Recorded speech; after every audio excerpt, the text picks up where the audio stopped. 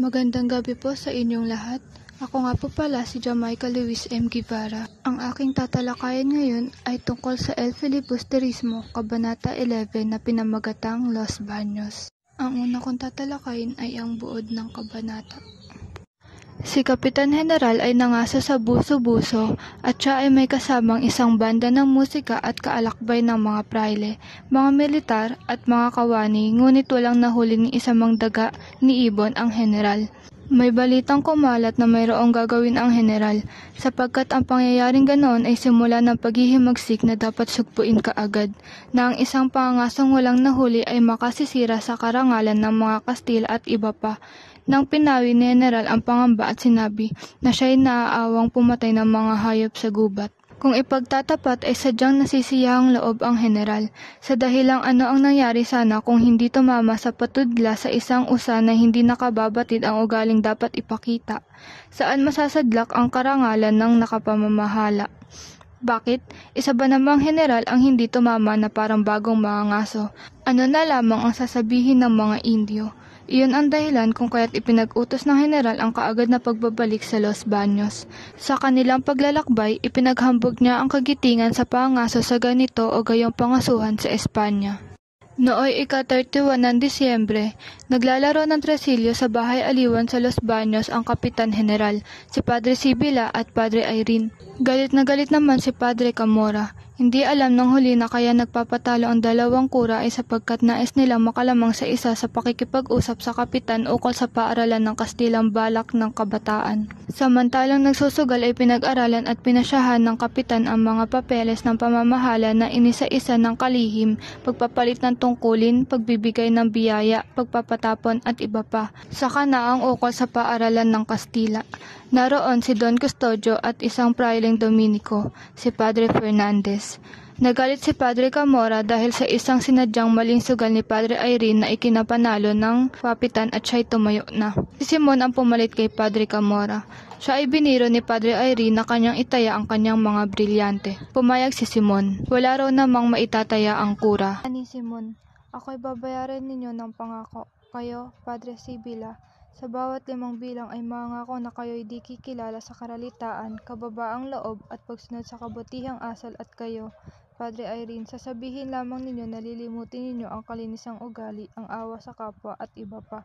Sa maliit na hinihingi ko'y kapalit ang aking mga brilyante. At ito, sa 5 bilang ay isang veil na 5 araw sa piitan, isang pagpapapiit sa 5 buwan, isang utos na pagpapatapon na walang nakasulat na pangalan, karapatan sa isang madali ang utos na pagpapabaril sa isang taong pipiliin ko at iba pa. Sa kakaibang kondisyong ito ng pagsusugal ay napalapit sina Don Custodio, Padre Fernandez at ang mataas na kawani. Ipinalalagay na nakakarinig na ang gayong kaisipan ni Simon ay gawa ng pagkaharang sa kanya ng mga tulisan. Sinabi naman ni Simon na nang pigilan siya ng mga tulisan ay walang kinuha sa kanya kundi ang 2 niyang revolver at mga bala. Kinumusta pa raw ang general. Marami raw baril ang tulisan. Anang general ay ipagbabawal ang mga sandata. Ika-11:13 na. Itinigil ng general ang laro at parunggitan. May kalahating oras pa't manananghali na marami tayong suliraning pag-uusapan. Ipinasya ng general na ipagbawal ang armas de salon.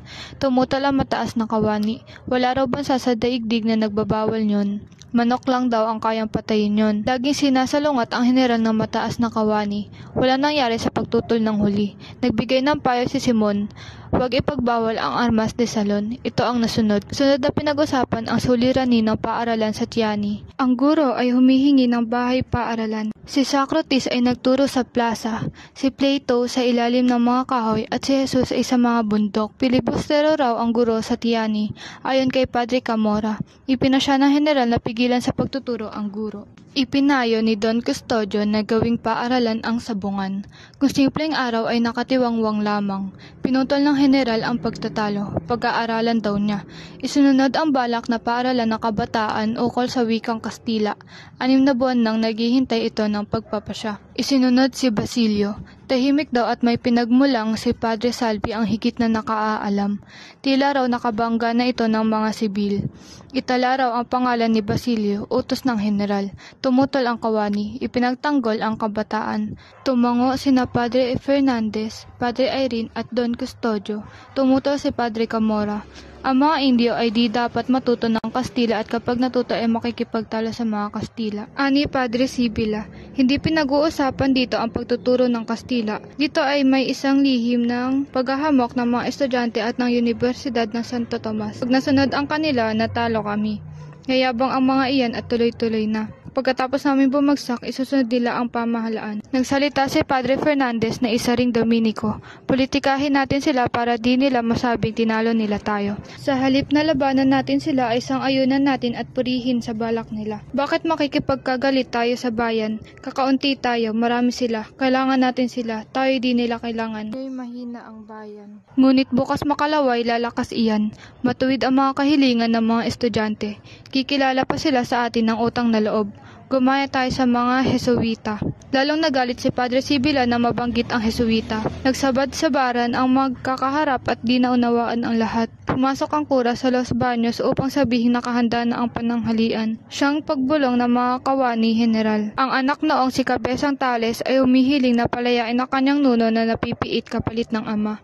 Kumating si Padre Camora sa pagpapalaya, sumang-ayon ang general. Ngayong natapos na ang pagtatalakay ko sa buod, ay dumako naman tayo sa tauhan. Ang mga tauhan sa Kabanata 11 ay sina Kapitan General Simon, Don Custodio, Padre Irene, Padre Sibila, Padre Camora, Benzaib, Padre Fernandez at ang mataas na kawani. Upang mas makilala niyo silang lahat ay magbibigay ako ng kaunting impormasyon tungkol sa kanila. Una ay si Kapitan General, namamahala sa Kapuluang Pilipinas noong panahon ng pananakop ng Espanyol. Nangaso sa buso-buso. Huling araw ng buwan ng Disyembre, siya ay nakipaglaro ng tresilyo. Sunod naman ay si Simon, ang pumalit kay Padre Camora sa paglalaro ng tresilyo at nanghingi ng kapalit kay Padre Irene at Padre Sibila sa pamamagitan ng pangako. Susundan ni Don Custodio. Payo niya na sa halip na magpatayo pa ng panibagong paaralan ay bakit hindi na lamang gamitin ang mga sabungan. Susunod ay si Padre Irene. Ayon kay Simon ay dapat siyang mangako na tatanggi sa pagtitimpi sa sarili at pagiging mapagbigay sa kapwa. Si Padre Sibila naman, pangako niya para kay Simon na pagsasabi na siya ay tumatanggi sa kahirapan, pagkamababang loob at pagkamasunuri. Padre Camora, ayon sa kanya ay hindi dapat matuto mga Stila ang mga Indio, tiyak na matututo rin silang makapagtalo. Nasinundan naman ni Benzaib, nakipaglaro ng bilyar kay Simon. Padre Fernandez, inanyayahan ni Padre Sibila na sumali upang humalili kay Padre Camora, ngunit tumanggi sapagkat hindi raw siya marunong. At ang panghuli ay ang mataas na kawani. Ipinagtanggol niya ang guro dahil sa halip na tulungan ito ay napasama pa at tatanggalan ng hanap buhay. Dahil nakilala niyo na ang mga tauhan ay dumako naman tayo sa tagpuan. Mayroon lamang akong 3 tagpuan na tatalakayin sa inyo. Una ang Buso-Buso. Ito ang lugar kung saan nangaso ang Kapitan General kasama ang isang banda ng. Ikalawa ay ang Los Baños. Dito ang lugar kung saan sila nagbalik pagkatapos mangaso sa Buso-Buso. Ang pangatlo at panghuli ay ang bahay kung saan sila nag-usap-usap. Dito sila naglaro ng tresilyo at dito rin nila napag-usapan ang mga usapin ng bansa. Ngayon naman ay nasa ikalawa sa huli na tayo ng pagtatalakay sa Kabanata 11. Ito ay ang talasalitaan. Ikauna, tresilyo. Isang uri ng laro na ginagamitan ng baraha o ang tinatawag na sugal. Ikalawa, Indio. Tawag ng Kastila sa Pilipino na ang ibig sabihin ay mangmang o walang pinag-aralan. Katlo ay manudla. Mahusay magpatama sa mga hayop kapag nangangaso.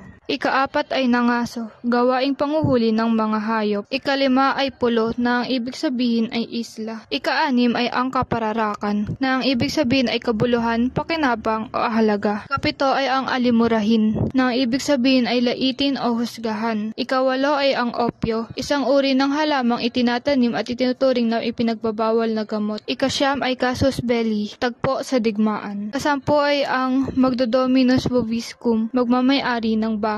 Ikalabing isa, makakatalastas o makauunawa. Ikalabing dalawa at ang panghuling talasalitaan ay ang eskopate at revolver, uri ng baril na maaaring magamit sa pangangaso. Hindi lamang iyan dahil ngayong nasa wakas na tayo ng pagtatalakay ay aral naman ang aking ibibigay. Isang aral na maaaring makuha mula sa kabanatang ito ay ang epekto ng maling paggamit ng kapangyarihan. Sa halip na gamitin ito para sa kagalingan ng lahat, ginamit ito ng mga may kapangyarihan para sa kanilang sarili sariling interes. Isa pang aral ay ang pangangailangan para sa pagkakapantay-pantay at katarungan, lalo na para sa mga naapi at mahihirap. Isa pang aral na maaari mong mapulot sa kabanatang ito ay huwag maging abuso at sakim sa kapangyarihan para lamang sa sariling interes dahil hindi ito magiging dahilan ng pag-unlad ng bansa. Iyon lamang at dito na nagtatapos ang aking presentasyon. Maraming salamat po sa inyong pakikinig.